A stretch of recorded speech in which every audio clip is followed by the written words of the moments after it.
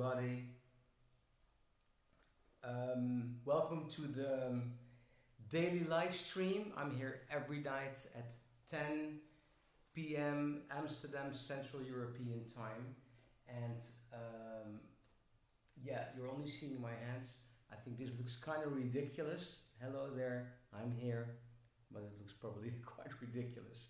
And because usually I have the camera set in another way, but I decided after many requests to from now on to do them every Monday and maybe another day in the week, depends on how this is being received, to make this like a piano class. So that's why I decided to change the setup, and then you can see my hands, follow my hands. I think that's much easier. So for those of you again, hey, hello everybody on Instagram. I have another setup on Facebook with the camera on my hands, so then it's maybe easier to follow the lesson. So again, first of all, if you like this stream and you're on Facebook, please share it. You can simply share it or share it through a video party in order for other people to enjoy it as well. I'm very happy with all the comments and so many enthusiastic people. It's really cool. And you can also like my YouTube channel or subscribe to my YouTube channel. There is a lot there, a lot of videos. You can check all my albums on Spotify, so you can find me on many places. Follow me on Instagram, although again the video quality for the live streams is much better here on Facebook and on YouTube. So I have some questions which I got from people written down, and I'm also looking now at the chats here. Hi Sandia, hi Alan, Eric, hey Valerio. Thank you, Valerio. I really love this. Valerio Gulea is a great pianist from Moldova, and on his Facebook you can see him jamming with this incredible pianist from Colombia, Jesus Molina. It's really cool. So yeah, and a lot of people online, a lot of pianists. That's the idea. So yeah, from Bolivia, from Moldova. Wow, it's amazing. I'm so happy with this this thing. People from all over the world writing my laptop while I'm sitting at home instead of traveling to the other end of the planet. It's really nice. I'm happy I started this. So hi everybody on Instagram again. Please, on Facebook you can see my hands for this lesson. So yeah. So okay. Before I there is a question here from you're in Tbilisi, Eric. Oh, that's nice. Oh, in Georgia. That's also really an amazing country. I've been there once, and what was incredible about Georgia. I have to share this, because whenever I see someone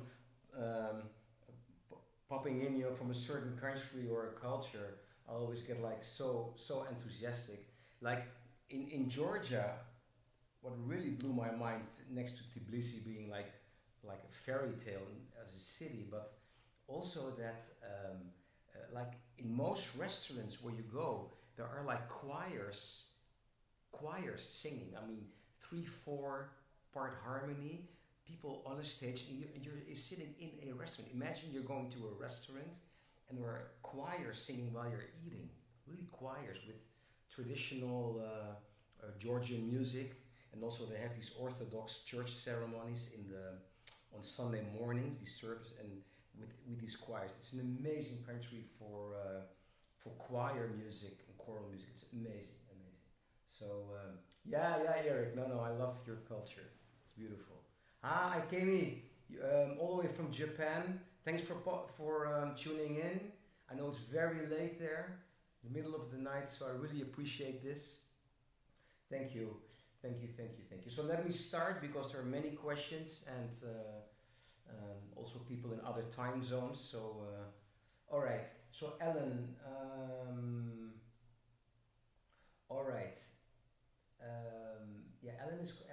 question about the soft.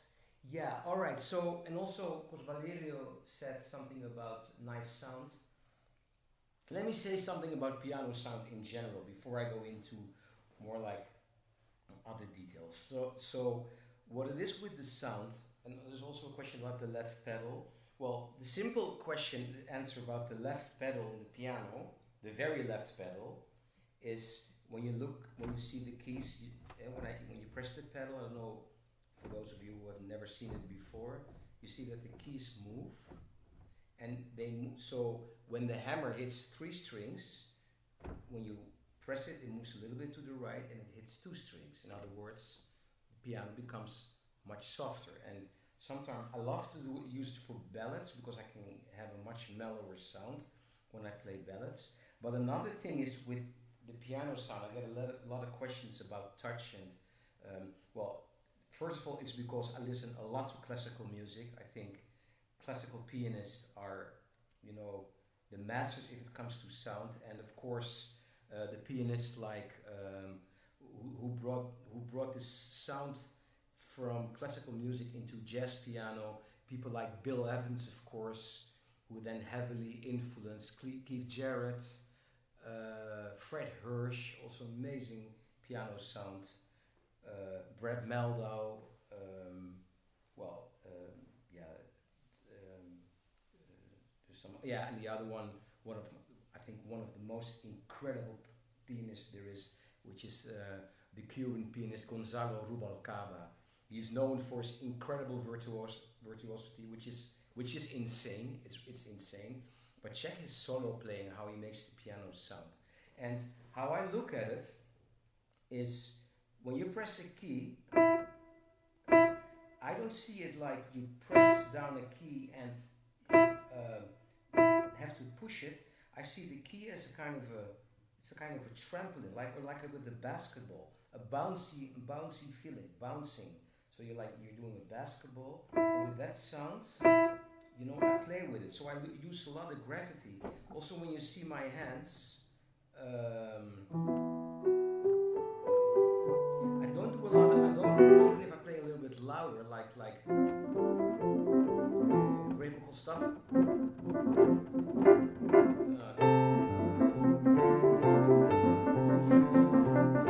Whatever I do, I never really press the keys, but I use my like this bouncing feeling, like a trampoline, that kind of thing.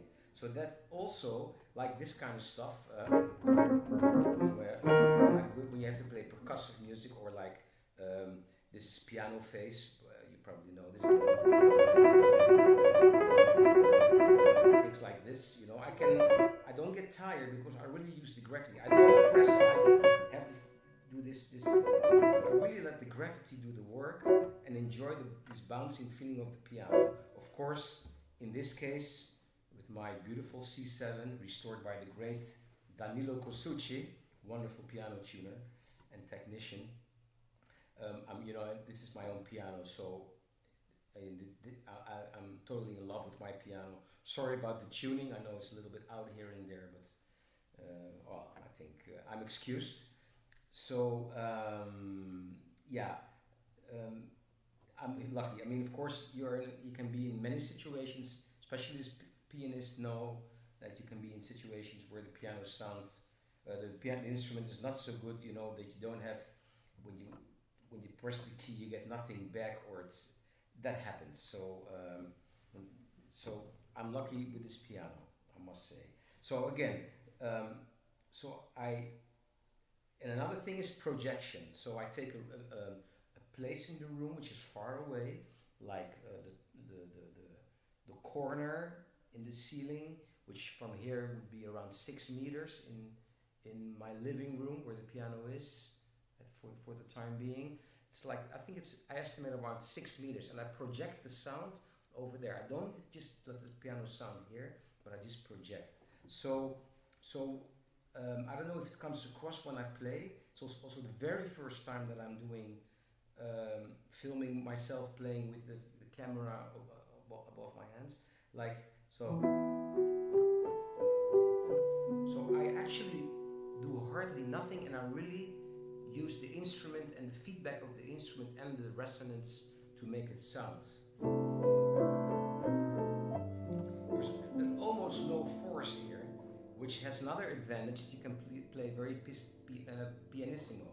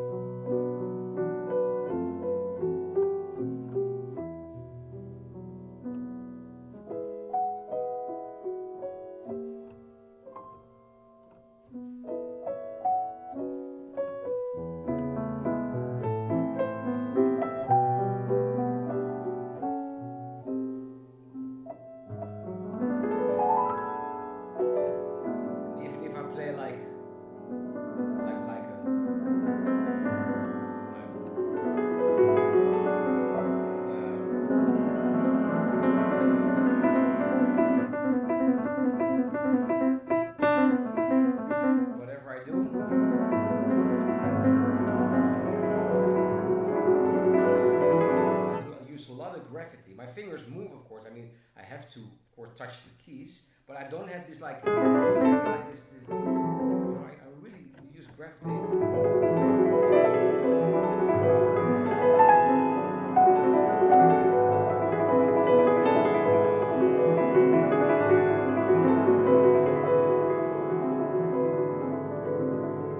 So that's this thing with making it sound really gentle and use gravity and this bouncing feeling. So let me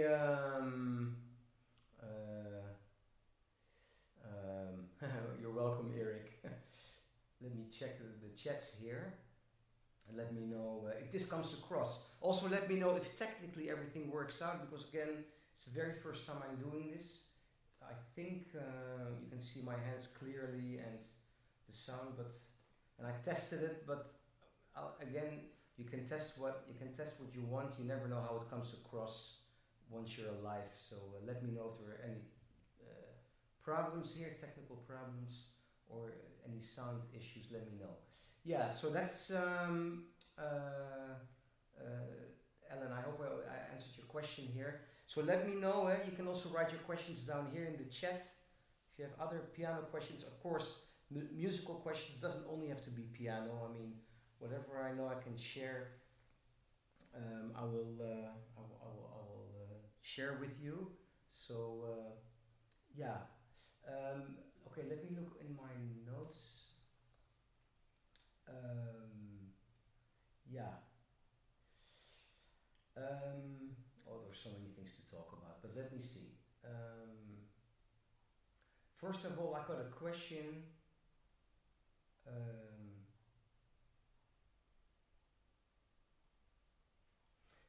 Yes, I got this from Wouter, who is a student of mine from Belgium who lives in Abu Dhabi, and he is asking if I can talk a little bit about my left hand in ballads and my left hand in general. So,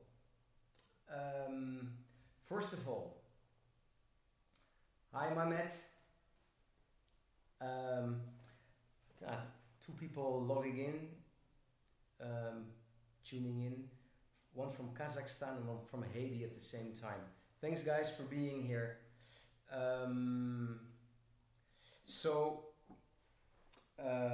Yeah, the left hand. First of all, of course, for pianists, what's a very important thing is, are you lucky or are you less lucky? And what I mean is, what about the stretch? How far can you reach? I'm lucky here. Let's see. Can you see? Because I can really. Oh yeah. Let me do it from here, because otherwise you won't see it on the screen. Like, you know, I can go here. I can do a 10 easily. I can even go to 11.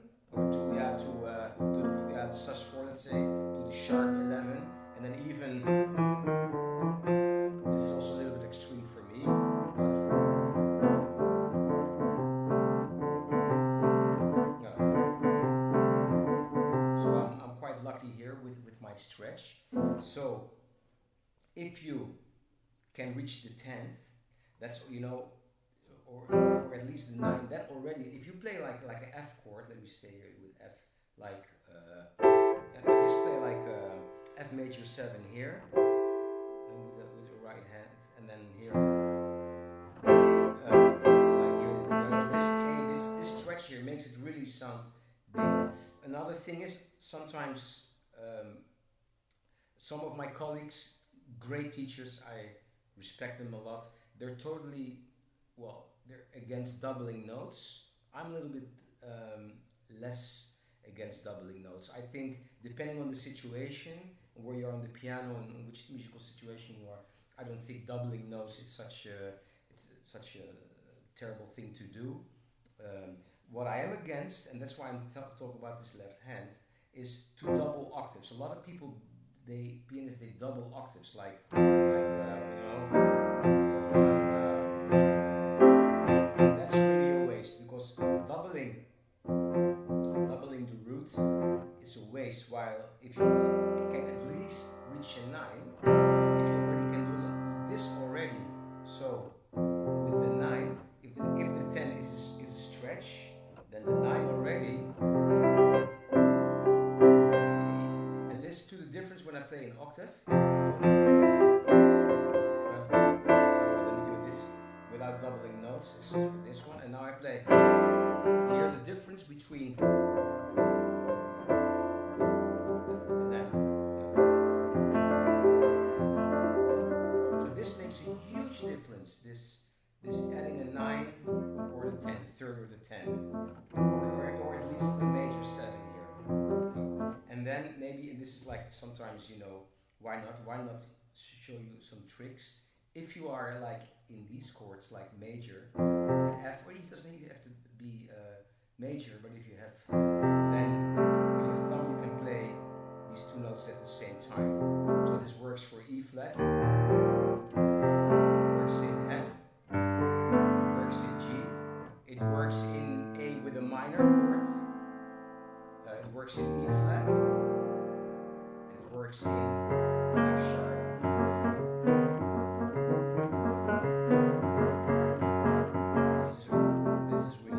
Sometimes people have trouble reaching the 10, and then this somehow is sounding, so why not really make it sound and use, you know, and this left hand thing is already such, has so much resonance, you know, C, but I don't think you can see the C on the piano, right? Yeah, that's the only thing I have to change still with the focus, sorry about that.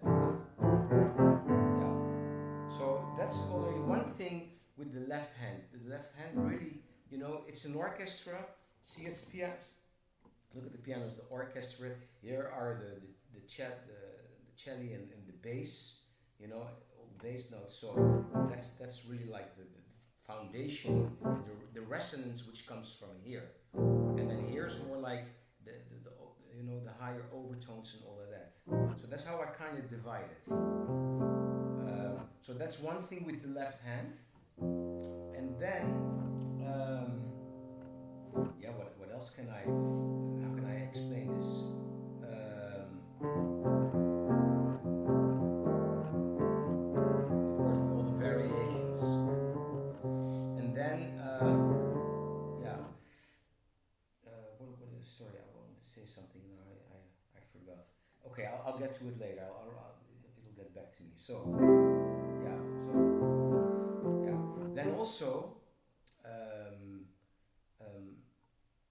little bit advanced, you know, like if you play an F chord, like you know, you can also kind of create like melodies.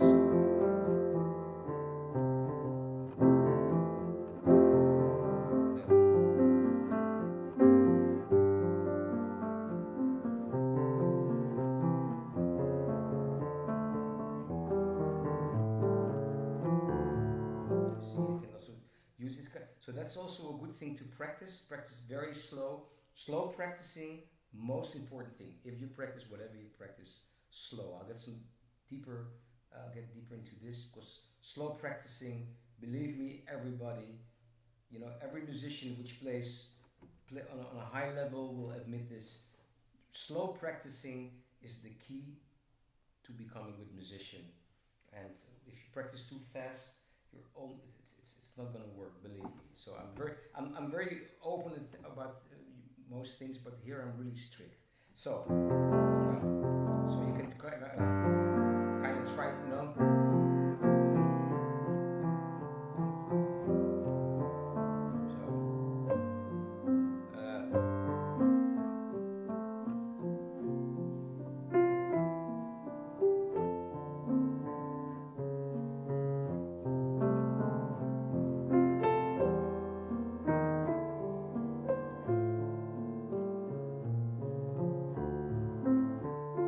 So it's kind of a fuga per counter. So like okay.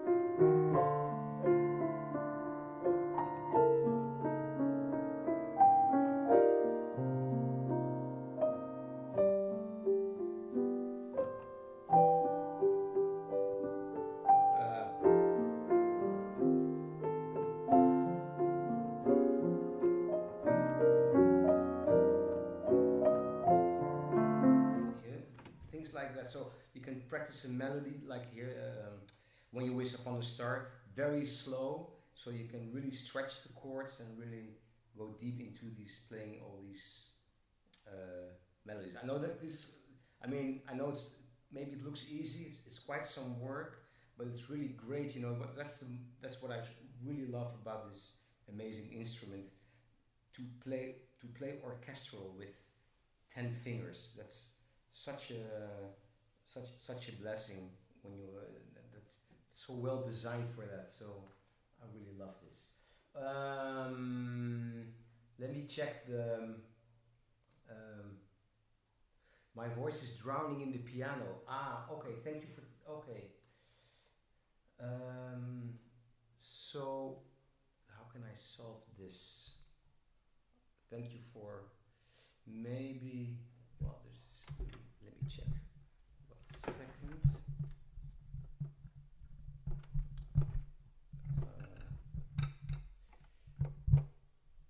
I'm just gonna move the microphone slightly. Maybe this is a little bit better. Oh, and I'm messing around with the cables here, but it's okay. Is this better, or should I, I'll just, okay, I'm gonna turn down what I'm going to do? I'm going to turn down the piano mics a little bit. That's what I'm going to do. I'm going to turn down the piano a little bit here, and then my voice should be louder. Let me know if it's fine. Yeah. Middle voice line. Yeah. Okay, guys. Thanks. Yeah. So I'm happy to see that this comes across.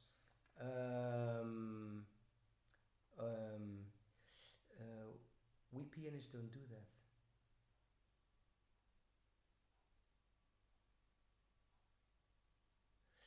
What's it? Is internal rainbow? Something with funnel. Oh.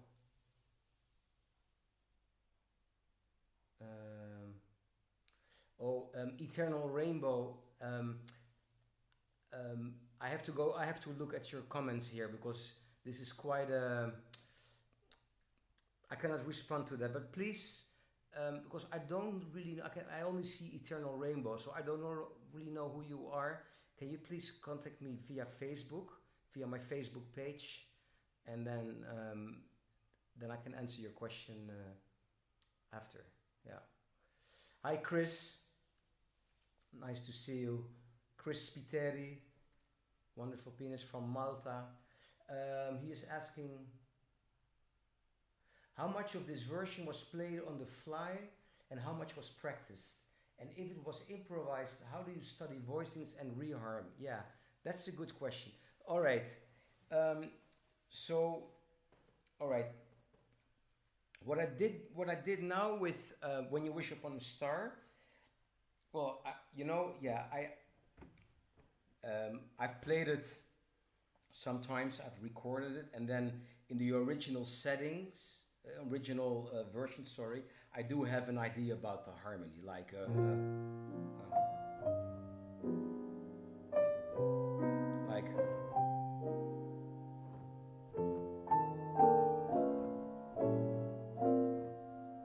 Like here playing like a E flat, E flat minor.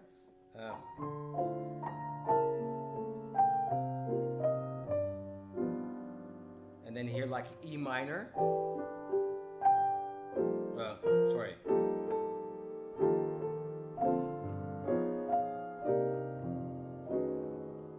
So this is kind of a thing I've figured out, and then and then you can go, of course, in the second repeat, the second.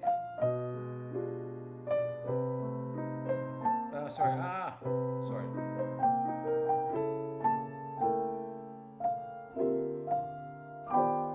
This is kind of variation, which is not the original, of course, like E flat major plus 5.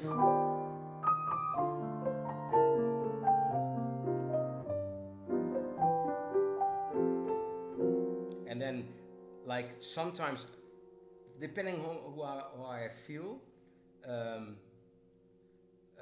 could go like, but sometimes I could go like,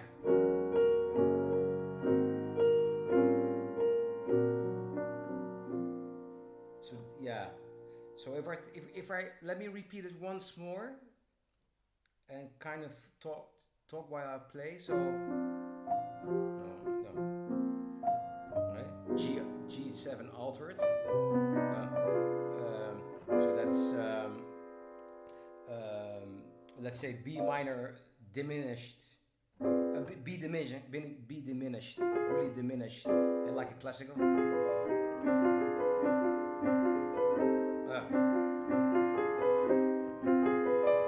Right. Okay. So.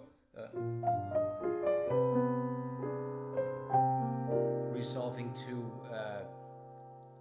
C minor, and then here I add like a 4, like the F,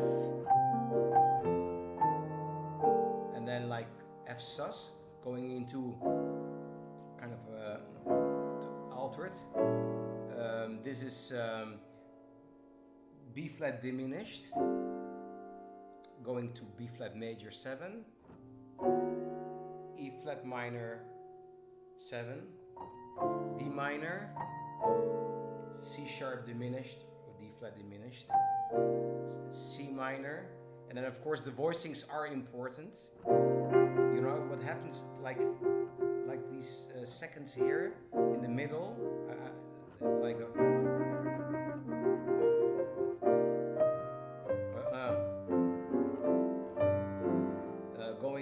going to a G sus, G7 flat 9, E minor, F sus, F over E flat, and this is like kind of B flat major 7 with over D. So I also like to sometimes replace the root with the 5th or the 3rd.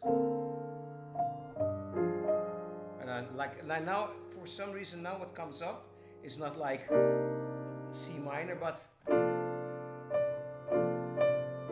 C7 sus,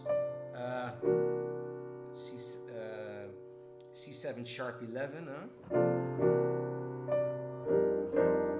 F sus, and then for instance, instead of resolving to F7, and then I could go to like A7 altered.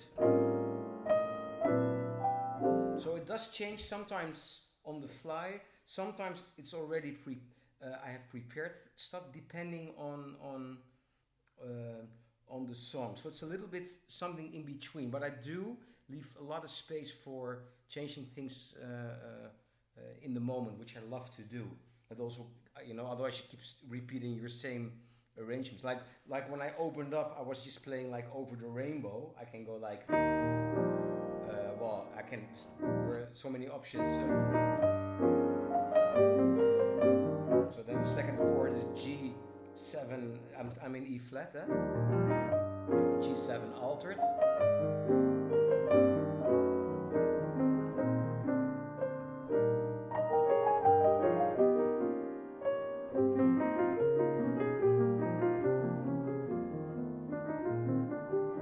And then in the repeat or the second time, I could go like as a second chord. I don't know. I could go like to E7, E major 7, or like A half diminished.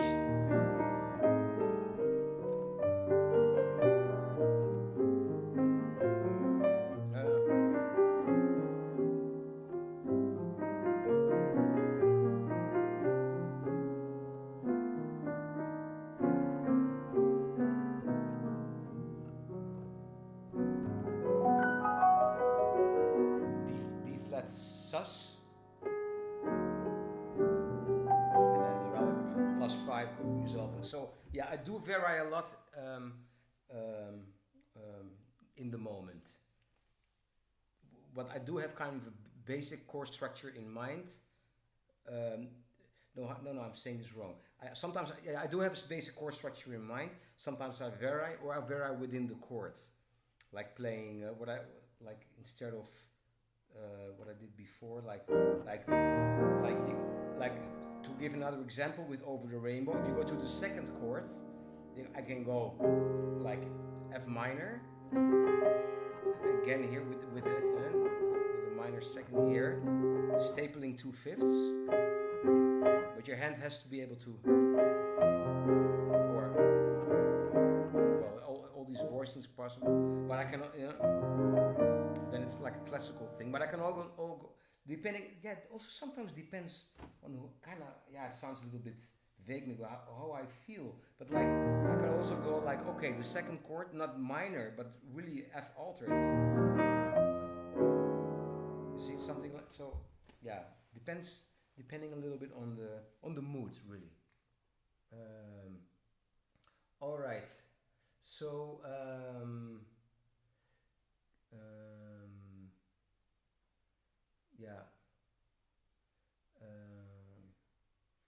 again, Eternal Rainbow. Thanks for writing all this down, but I cannot. Please find me on Facebook and send me the same stuff, and I can look at it and then react later. So let me check the smart thumbs. Yeah, that could be actually that's maybe a good expression, Alan. What I meant with the smart thumbs, like using these seconds. Thank you, Chris. Well,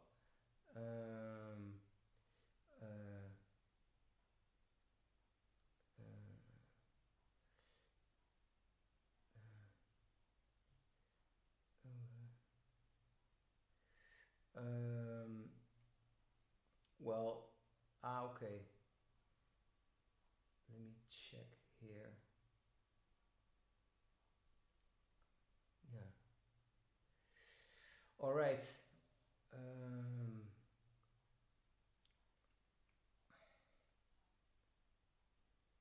Let me check your questions, because there are a lot of questions. I already kind of had the feeling that I was not going to get to the list, but going to answer questions here in the chat, which I love to do because you are the ones who are watching, so that's really nice.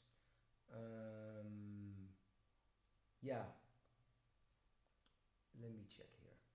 Okay, so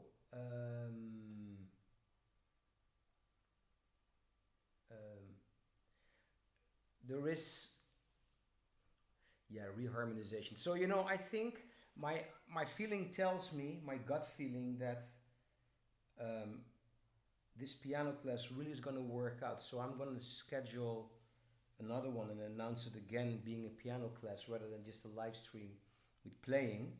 And I'm going to do seriously going into the reharmonization, because there's a lot of interest, I think, which is great. I love to do this. I love to share my whatever I know about the piano. Um, Here is another question, maybe, and I think it's nice to maybe elaborate on this question a little bit. Um, this question came from Joel um, from Argentina, and he's asking, can you tell us a little bit about your training and experience with teachers and self-taught? Yeah. So, well, I think um, um, yeah. First of all, let's say the young generation. I mean, I'm not old, but I'm not certainly not the young generation, not anymore. Um, so you guys, the young generation, you're of course you're the YouTube generation. You have this incredible tool at your fingertips. Being able to access everything you want within seconds, and that's really amazing. That's I don't want to sound like I'm old, but that's not like going and buy CDs or when you have no money, copy it to cassettes and rewind it and figure out one entire album. So all the information you get, it's totally incredible, and that's also a reason. Like my daughter, I remember my daughter who plays guitar. That was like this rainy Sunday afternoon, and she picked up a guitar, and she'd never touched a guitar before, and I heard like pling, plong, pling, and just like, and after 10 minutes I heard a chord, and then I thought, oh, my daughter is a genius, and then 10 minutes later she played two chords, and then of course I thought like, oh, this is a child prodigy, and then it turned out she had just turned on a YouTube tutorial. So incredible that someone without any teacher, without any knowledge, can go to YouTube and already play two chords in 20 minutes. That's insane. It's insane. For me, it's insane. But of course, I do believe that a teacher is important, because no matter how much you can find in YouTube, I think there is always the danger of like, because you can copy it from YouTube what you see, but what you don't realize all the time is things you could do wrong. And I hate the word wrong, but I see a lot of people sometimes who are like self-taught, figuring things themselves with the kind of using a fingering, which will never enable them to play fast, because fingering, in order to all this stuff, in order to do this right, you really have to know how to really move your fingers. For instance, simple thing, if you play the C scale, things you have to know, that's not something, I don't know, maybe it's on YouTube somewhere, but like if you go here, and even if you can figure out the fingering on YouTube or on whatever resource, you kind of have to know that if your thumb has to go to the F here, as soon you play the D, the thumb already has to depart in order to be on time. So, because if you go like, if you hold your finger here and then only then the thumb goes here, then you lose time. So this thumb should be already. Watch my thumb. As soon as I play the next note, it's on its way to the F. And the same with the way back. It's already ready. Things like that. And I think these subtle things, which, in my opinion, makes a big difference between, good education. These are things you really need a teacher for. It's the same like I once overstretched with yoga. I got a hernia because I thought I could just go with a zillion yoga videos online. Doesn't work. I overstretched something, and then I realized, it's stupid, because I just didn't have a teacher who corrected me, and I was doing something terribly wrong, and I had back pain for half a year. So I think a teacher is really important. But of course, I have to admit, on the other hand, I know some self-taught musicians who are like incredible. For instance, it can be pianists. I know incredible bass player from Chile, from Santiago de Chile, Cristian Galvez, totally self-taught. And sometimes also in countries where people simply don't have proper music education, that's all they can do. Figure it out themselves. And sometimes you get miraculous musicians out of that. But so that's the other, that's the other thing. But I still think that good teacher helps. So so I'm of course self-taught in combination with YouTube and all these tutorials is great, but always try to find a teacher. Or whenever, like for instance, I was in Haiti in January. I love this island, and they have a great annual jazz festival there. And then I was doing some piano classes with some really talented piano players there, and they were so happy that I could really correct, because they figure out everything from YouTube, and then with a couple simple advice, they really helped. So whenever you get a chance, when you are on your own in a certain country, certain place, or whatever, and there is a chance for you to go like to a master class, to a workshop, whatever, do this, because it can help you a lot. And again, while I was talking, I was thinking I wanted to say something else, and of course I forgot. So I think I'm just gonna play one more thing to close after all this talking. Let me just check if there are any other questions. Let's see. Hey Joost, thank you. Joost, wonderful pianist and a wonderful doctor. Very special personality, and he does both at an extremely high level. Okay.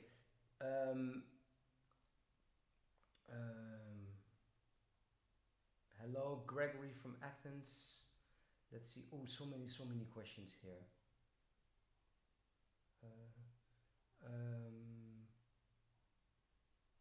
How would you say how would you play Someday My Prince Will Come? And then Joost is asking here, I always have difficulties with finding a tasteful tonica voicing, like the first chord in Somewhere Over the Rainbow. Yeah. Okay, yeah. Let me quickly answer that one, especially with a major chord. Well, okay, so first of all, so what Joost is asking is, you have Over the Rainbow, and the first chord is E flat, and the tonic, and the root are the same note. All right. So first of all, in this case, you're talking about E flat major 7. So what I really like to do, you can play like the 7 here.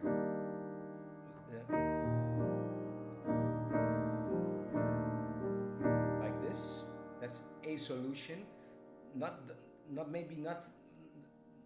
the nicest solution, but what sometimes really does miracles is to, instead of playing the root, you play the 5th.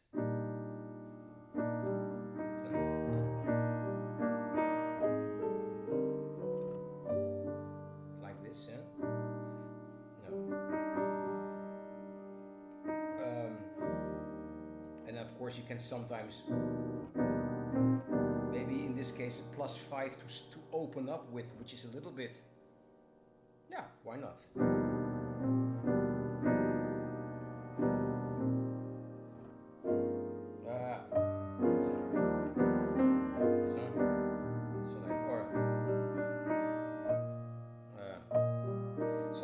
Sometimes, I mean, I love these pedal, these kind of ostinato.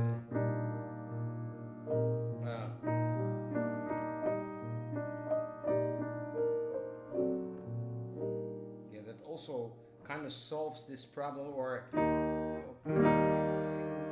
and feeling have this feeling like, oh, I'm stuck in this triad sound.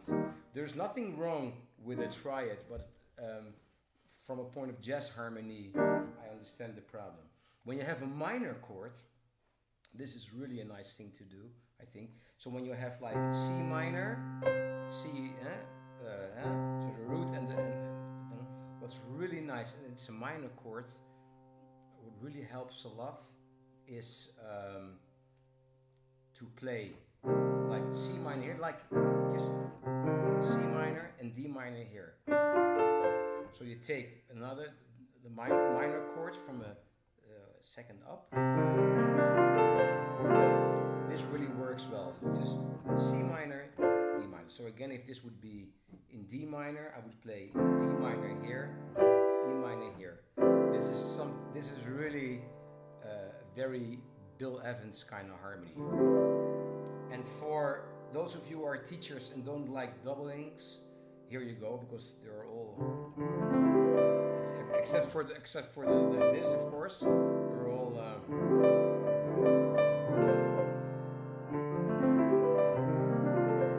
so that's so that's kind of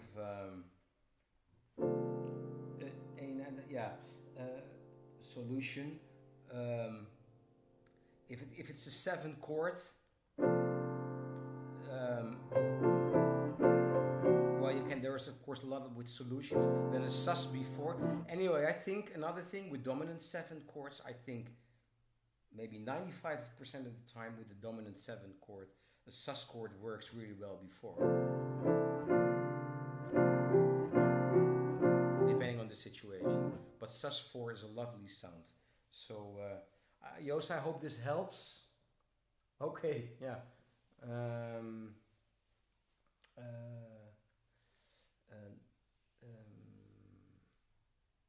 What is Eternal Rainbow? What is generic modality compression? Oh my goodness, I've never heard about this. It sounds like an engine of my car. Yeah, Joost, graag gedaan. You're welcome. All right. Okay. Please write me about this. I'm gonna close because it's and I'm gonna and I saw somewhere a request for Someday My Prince Will Come. Yeah, why not? Let me play at least the melody. Let me add some. I have my keyboard set up here. Let's see if you can hear it. Yeah, got this nice Roland. No, Korg. I love this older keyboard, this Korg micro Korg, but with normal keys, because with the small keys I make too many mistakes with the chords.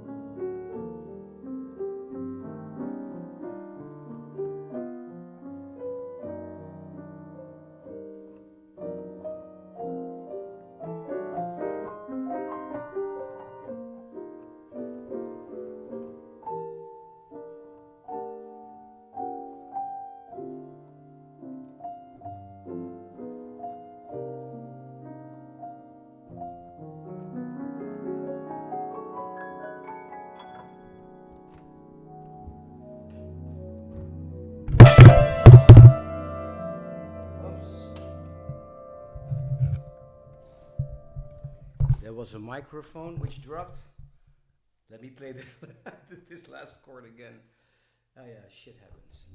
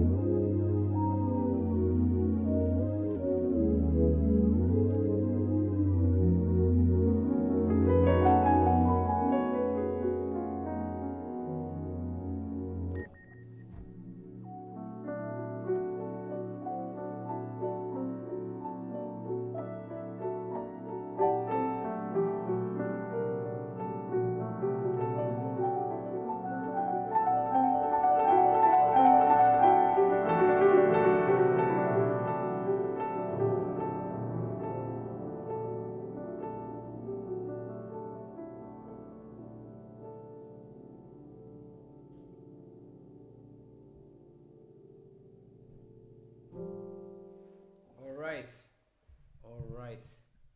So there, yeah, no, Eric, this is not a Roland patch. This is another one. This is another keyboard, not a Roland today. So yeah, yeah, Milda. Oops. I hope that sound wasn't too distracting. Yeah. So I'm going to close today. For today, please. I'm here every day at 10 p.m. playing for you, sharing music.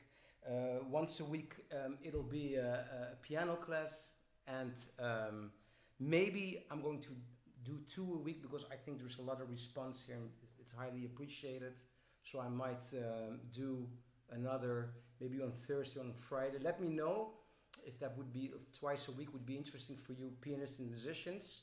And please follow me on YouTube, on Facebook. Please, if you like this lesson, please share it on Facebook.